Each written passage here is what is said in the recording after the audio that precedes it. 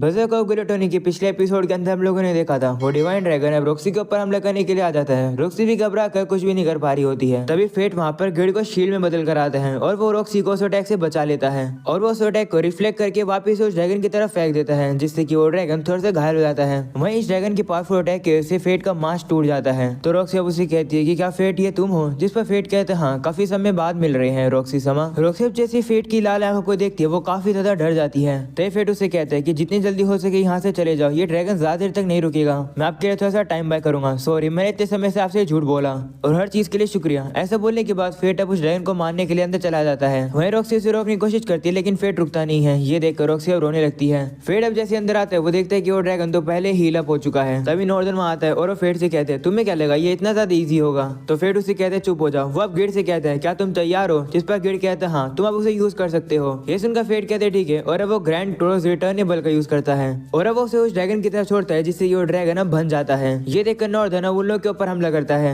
तो फेट भी उसके सारे अटैक को डॉज करके उसके ऊपर तलवार से हमला करने के लिए जाता है, जिसे नॉर्दर्न रोक लेता है और उसे कहते हैं कि तुम तो काफी चालाक हो, तुमने तो डिवाइन ड्रैगन को इमोबिलाइज कर दिया। ऐसी टेक्निक तो मैंने कभी नहीं देखी। तो फेट उसे कहते हैं हाँ, अब हम लोग फाइनली 1-on-1 बैटल कर सकते हैं। ये सुनकर नॉर्दर्न फेट के ऊपर काफी तेज से अब हमले करके आ रहा होता है। फेट भी मन में सोचता है कि नॉर्दर्न उसे पुश बैक कर रहा है। ऐसा इसलिए हुआ होगा क्योंकि उसने उस ड्रैगन के ऊपर उस सीक्रेट आर्ट का यूज किया हुआ है, तो उसके स्टैट्स अब ड्रॉप हो गए हैं, जिसकी वजह से फेट को उसे लड़ने में थोड़ी दिक्कत हो रही है। तो नॉर्दर्न कहते हैं नहीं, एक्चुअली में 3 रीजंस हैं। पहला, तुम डोमेन ऑफ ई में गए जिसकी वजह से तुम एग्जॉस्टेड हो गए। दूसरा, तुम अपनी आधी से ज्यादा ताकत इस ड्रैगन को रोकने में लगा रहे हो। और तीसरा, मैं तुमसे लड़ने में सीरियस हो गया हूँ। ऐसा बोलने के बाद वो फेट के ऊपर खतरनाक हमला करता है, जिसे फेट अब मुश्किल से ही रोक पाता है। फेट भी अब उसके ऊपर काउंटर हमले करता है लेकिन नॉर्दर्न उसे काफी आराम से रोक रहा होता है। ग्रेट फेट को एडवाइस देता है कि उसके पास ही रहो, उससे ज्यादा डिस्टेंस में मत जाना। तो फेट कहते हैं हाँ मुझे पता है। तभी नॉर्दर्न उसे कहते हैं तुम तो ऑफेंसिव हमले कर रहे हो। ओह, अब मैं समझ गया, तुम ज्यादा दूर नहीं जा सकते हो। अगर तुम जाओगे तो तुम इस ड्रैगन को रोकने वाली आर्ट को ज्यादा देर तक मेंटेन नहीं रख पाओगे। लगता है ऐसा ही है। ये सुनकर अब फेट पैनिक कर जाता है और नॉर्दर्न के ऊपर रैशली हमले करता है। इस नॉर्दर्न को फेट के अंदर एक ओपनिंग मिल जाती है, जिसका वो यूज करके उसके हाथ को काट देता है। फेट अब काफी दर्द में चीखने लगता है। तो नॉर्दर्न से कहता है कितनी शर्म की बात है, ये इतनी जल्दी खत्म हो गया। एरिस को तो तुमसे काफी ज्यादा होप थी, तुमने मुझे इतना ज्यादा ट्रबल दिया, तुम्हें सबका भुगतान देना होगा। ऐसा बोलने के बाद वो फेट को खत्म करने वाला होता है। तो फेट अचानक से उसके पीछे आता है और अपनी तलवार को उसके अंदर आर पार कर देता है और पता चलता है कि नॉर्दर्न ने जिस फेट को हराया था वो दरअसल एक इल्यूजन मैजिक था। ये फेट ने तब किया जब नॉर्दर्न ओवर कॉन्फिडेंट हो गया था कि उसने फेट को हरा दिया। नॉर्दर्न ये सुनकर हैरान होता है और फेट से कहता है तुमने ये सब करने के लिए अपने हाथ को सेक्रीफाइस कर दिया। तो फेट कहते हैं कि ये तो बस एक गैम्बलिंग थी, तुम मेरा हाथ ले सकते हो। ऐसा बोलने के बाद फेट उसके ऊपर हमला करके उसे खत्म कर देता है। तो फेट की ग्लूटोनी स्किल एक्टिवेट हो जाती है और वो वापिस से एक सफेद सी जगह पर आ जाता है जहाँ पर वो उसे हैनल मिलती है। वो उसे कहती है मैं तुम्हें कितनी बार वॉर्न करने की कोशिश करी, मेरा नाम लूना है, तुम्हारा शुक्रिया मुझे मारने के लिए। इतने दुखी मत दिखो, तुमने जो किया वो सही किया, लेकिन मुझे माफ कर दो, मैं और ज्यादा कुछ नहीं कर सकती हूँ। तो फेट के नीचे की जमीन अब टूटने लगती है और उससे नीचे मॉन्स्टर दिखते हैं। लूना अब कहते कि मैं इतने समय से इन्हें होल्ड कर रही थी। तो फेट उसे कहते हैं तो तुम्हारी वजह से ग्लूटोनी स्किल अभी तक बजर्क नहीं गई। तो लूना कहती हाँ, लेकिन अब मैं इसे और ज्यादा नहीं कर सकती हूँ, मैं तुम्हें और सपोर्ट नहीं दे सकती हूँ। अगर तुमने डिवाइन ड्रैगन को डिवावर किया तो तुम अपने आप पर कंट्रोल खो दोगे, जिससे तुम बजर्क हो जाओगे। तभी अचानक से फेट के नीचे की जमीन अब टूट जाती है और अब वो नीचे गिरने वाला होता है। तभी गिड वहाँ पर आता है अपनी ह्यूमन फॉर्म के अंदर और वो कहता है कि मैं सोच रहा था कि आखिरकार तुम चले कहाँ गए थे।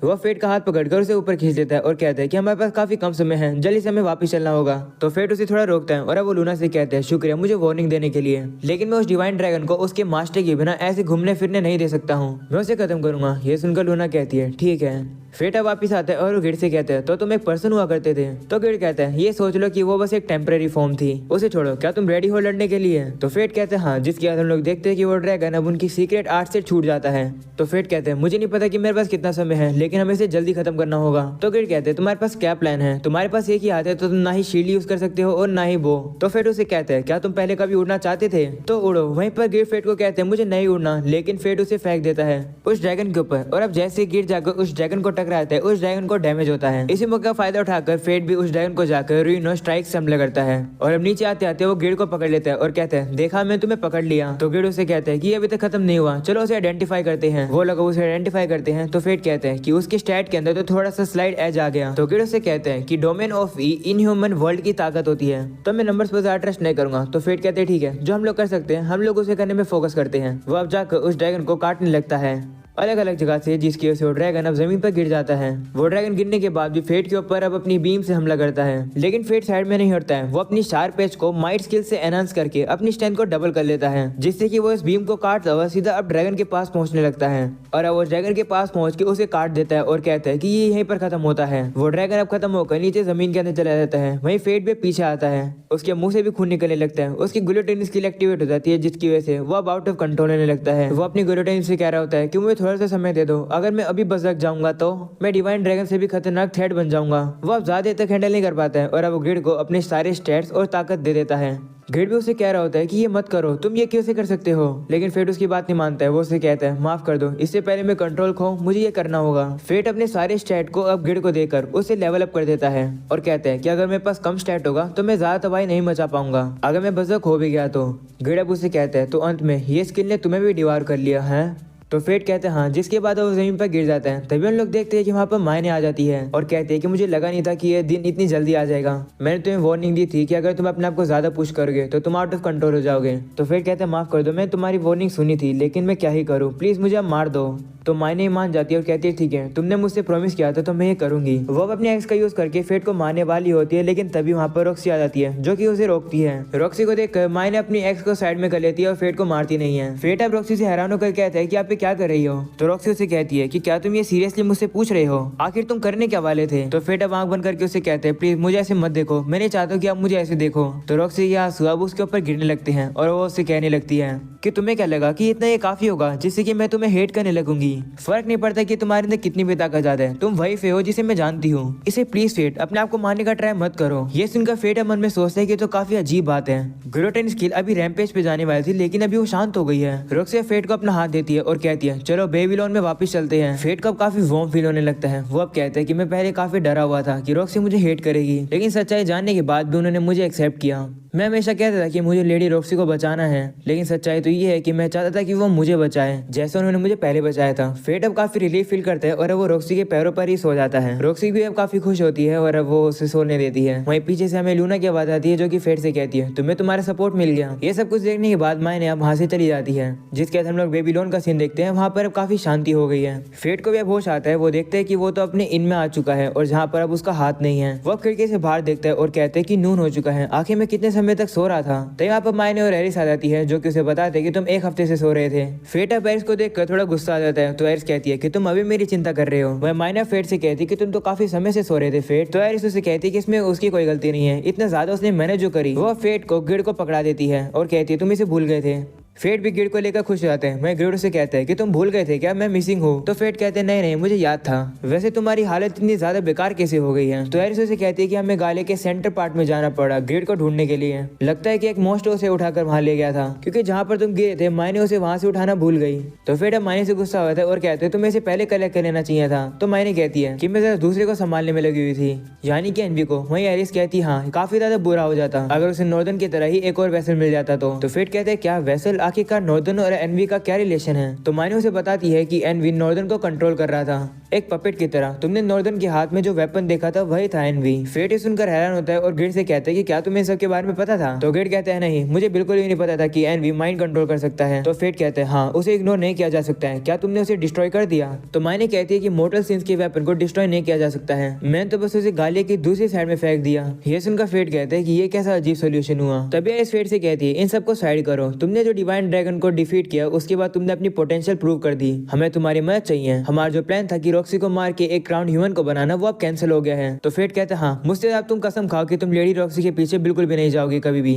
उसके बाद मैं तुम्हारी कोई बात सुनूंगा। तो अब एरिस कहती ठीक है मैं कसम खाती हूँ, वैसे भी ये सब प्लान एनवी का था, पता नहीं मैं कैसे बेवकूफ बन गई उसकी बातों में आ गई। अब जबकि डिवाइन ड्रैगन जा चुका है, कंट्री अब न्यू एरा में एंटर करेगी, इसलिए आगे जो होने वाला है उसमें हमें तुम्हारी मदद चाहिए। और ऐसे भी तुम मना नहीं कर सकते हो क्योंकि एक ऐसा काम है जिससे हर किसी को करना पड़ता है जिनके पास भी डेडली सिन की स्किल होती है। तो फेट कहते हैं मुझे नहीं पता कि इन सब का मतलब क्या है, लेकिन अगर मेरा ग्लूटेन स्किल के साथ जन्म हुआ है तो जरूर इसके पीछे कोई रीजन होगा और मैं वही रीजन जानना चाहता हूँ। तो एरिस उसे कहती है चलो सबसे पहले तुम्हारे हाथ को जोड़ते हैं। तो फेट कहते हैं क्या मेरे हाथ को फिक्स किया जा सकता है, मैंने तो कभी ऐसे मैजिक के बारे में सुना नहीं। तो एरिस कहती है कि ये पॉसिबल है, लेकिन सबसे पहले तुम्हें यहाँ से लेके जाना होगा, इससे पहले कि रॉक्सी वापस आए। रॉक्सी के पास होना तुम्हारे लिए थोड़ा डेंजरस है क्योंकि अगर तुम उसका नाम तक सुनते हो तो तुम्हारी ग्लूटेन एक्टिवेट हो जाती है ना। तो फेट भी थोड़ा सोचता है और कहता है हाँ और अब अगले सीन में हम लोग मीरिया और मुगन की लड़ाई देखते हैं। मीरिया चीटिंग करती है और अब मुगन से कहती है देखो तुम्हारे पीछे तुम्हारी बेटी है। ये सुनकर मुगन हैरान हो जाता है और अब वो अपनी बेटी को ढूंढने लगता है। इसी मौके का फायदा उठाकर मीरिया उसके ऊपर हमला करने वाली होती है, लेकिन तभी वहाँ पर उन लोगों को रॉक्सी दिखती है। उसे देखकर मीरिया रॉक्सी के पीछे जाती है। रॉक्सी वहाँ से जा रही है तो अब वो मीरिया से कहती है कि जब मैं जा रही हूँ तो यहाँ का ख्याल रखना। तो वो मान जाती है और वो कहती है ठीक है अपना ख्याल रखना। उसके जाने के बाद अब मीरिया कहने लगती है कि मैं श्योर हूँ कि लेडी रॉक्सी पक्का उस बोनहेड से मिलने जा रही होगी, यानी कि फेट से। एक हफ्ता जो हो गया है, जिसके बाद रॉक्सी मार्केट की तरफ से जा रही होती है, तभी उसे ग्रेव्स दिखते हैं और अब उन ग्रेव्स को खरीदकर उन्हें फेट के लिए लेकर आती है। लेकिन जैसे वो अंदर आती है वो देखती है कि फेट तो वहाँ पर होता नहीं है। वो घबरा कर अब उसे ढूंढने लगते हैं, लेकिन फेट उसे कहीं पर भी नहीं मिलता है। उसे सामने की तरफ एक पेपर मिलता है जो कि फेट ने लिखा है। वो अब उसे पढ़ती है। फेट उसमें रॉक्सी से माफी मांगता है इस तरीके से अचानक से गायब होने के लिए। वो उसे कहते हैं माफ कर दो, मैंने आपको मेरी गुलोटनी स्किल के बारे में कभी नहीं बताया और शुक्रिया, अभी के लिए मुझे जाना होगा, लेकिन मैं प्रॉमिस करता हूँ कि लेडी रॉक्सी मैं आपके पास वापस जरूर आऊंगा। उस दिन तक प्लीज अपना ख्याल रखना। ये सुनकर रॉक्सी सोचती है कि फेट अपने आप में ही स्ट्रगल कर रहा है और जबकि फेट ने उसे इतनी करेज दी है। हमें अब उसका फ्लैशबैक दिखाया जाता है जहाँ पर वो यंग थी और अब वो कहीं पर रात के समय जा रही थी। तो बेंच पे बैठा हुआ उसे एक बच्चा मिलता है और वो और कोई नहीं बल्कि फेट होता है। रॉक्सी अब उसे कहती है कि इतनी रात को घूमना काफी डेंजरस होता है, तुम्हें घर जाना चाहिए। ये सुनकर फेट डर जाता है और कहते हैं प्लीज मुझे मत मारना। तो रॉक्सी उसे कहती है कि तुम्हें क्यों लगता है कि मैं तुम्हें मारूंगी? जिस पर वो कहते हैं क्योंकि मैंने एक होली नाइट को गुस्सा दिलाया इसलिए मुझे माफ कर दो। तो रॉक्सी कहती है लेकिन मैंने तो तुम्हें बस एक वार्निंग ही दी है। वो अब दुखी होती है और कहती है तो लोग सही में होली नाइट से डरते हैं। वो फेट से माफी मांगती है। तो फेट कहते हैं कि आप माफी क्यों मांग रही हो? तो कहती है कि होली नाइट होने के तौर पर मैं शर्मिंदा हूँ। तो ये फेट का पेट गुड़गुड़ाने लगता है भूख से। तो वो अब उसे कुछ सैंडविच देती है खाने के लिए। फेट को भी काफी पसंद आते हैं। वो उसे कहती है कि जब तुम्हारा खाना खत्म हो जाए तो तुम घर चले जाना, हमारी फैमिली तुम्हारी चिंता करी होगी। तो फेट कहते हैं कि मेरे पास ना ही फैमिली है और ना ही घर है। वो अब खाना खाकर कहते हैं लेकिन मैं भी अब जा रहा हूँ, सैंडविच देने के लिए शुक्रिया। तो रॉक्सी उसे कहती है कि क्या तुम्हारे पास रहने की कोई जगह है? तो फेट कहते नहीं, लेकिन मुझे पता है कि कैपिटल इतना बुरा नहीं है। मैं काफी खुश हूँ कि मैं आप जैसे इतने अच्छे नाइट से मिला। ये सुनकर रॉक्सी हैरान हो जाती है और उसे कहती है कि तुम्हारा नाम क्या है? तो फेट कहता है मेरा नाम फेट है। ये सुनकर रॉक्सी कहती है ठीक है चलो बाद में मिलेंगे। रॉक्सी अब कहती है कि वही वो मोमेंट था जिसकी वजह से मैं अपने सर को ऊपर रख पाई प्राउडली एक होली नाइट होने के तौर पर। सीना प्रेजेंट का आता है। रॉक्सी अब फेट से कहती है कि हम लोग जरूर दोबारा मिलेंगे, है ना?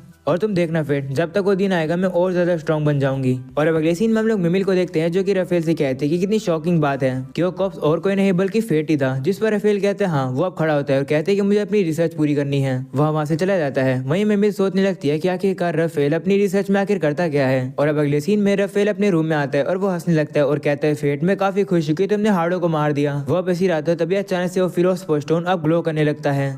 और अब हम लोग देखते हैं कि रफेल की आंखें भी अब इवल तरीके से चमकने लगती हैं। वो अब हंसता रहता है। अगले सीन में हम लोग फेट को देखते हैं जो कि गिड को अपना 40% स्टैट दे देता है, जिससे कि गिड एक सीक्रेट आर्ट यूज करता है जो कि होती है ट्विलाइट हीलिंग। इसका यूज करके फेट का जो हाथ कट गया था वह वापस से उग जाता है। ये देखकर एरिस कहती है लगता है ये काम कर गया, मैं अब तुम्हें कैपिटल में मिलूंगी। ऐसा बोलकर वो चली जाती है। वहीं पर मायने भी अपने रास्ते चली जाती है। और अब अगली सुबह हम लोग रॉक्सी और रॉक्सी की पूरी आर्मी को देखते हैं जो कि लड़ने के लिए तैयार हैं। तो दूसरी तरफ हम लोग फेट को देखते हैं जो कि गिड से कहता है कि हमने थोड़े समय पहले तो तुम्हारे लिए न्यू स्कैबर्ड खरीदा है। तो गिड कहता है कि अब तुम एक एक्सेप्शनल वॉरियर बन गए हो जो डोमेन ऑफ ई पर पहुंच चुका है, तो तुम्हें एक स्वॉर्ड ऐसी चाहिए तो होगी जो मैच करे तुमसे। तो फेट कहता है क्या तुम्हें ये स्कैबर्ड नहीं चाहिए, एक फैंसी चाहिए? आखिर हमारे पास ये सबके पैसे कैसे आएंगे? तो गिड कहता है अगर पैसे नहीं है तो हम लोग कमा लेंगे। तो फेट कहता है हाँ शायद से हम लोग ऐसा कर सकते हैं। तभी उनके सामने काफी सारे स्लाइम्स मौजूद आ जाते हैं। उसे देखकर फेट गिड से कहता है चलो इन्हें खत्म करके पैसे कमाते हैं। जिस पर गिड भी कहता है हाँ ऐसे लड़ो जैसे एक ग्लूटोन लड़ता है। और अब यही हो जाता है ये एपिसोड और ये सीजन 1 खत्म। सीजन 2 कब आएगा मुझे नहीं पता, तो प्लीज मत पूछना। उम्मीद है तुम लोग को ये एनीमे पसंद आई होगी। आई नो कि ये एनीमे मैंने काफी लेट अपलोड करी है, उसके लिए दिल से सॉरी। आगे से गलती कभी नहीं होगी तो तुम लोग चैनल को सब्सक्राइब कर सकते हो और इस वीडियो को भी लाइक कर सकते हो। आगे भी काफी कमाल की एनीमे आने वाली है काफी जल्द ही, तो सब्सक्राइब कर दो, इसमें तुम लोग का फायदा है। तो मैं मिलूंगा आप लोगों से किसी और न्यू एनीमे के अंदर, तब तक के लिए पीस आउट।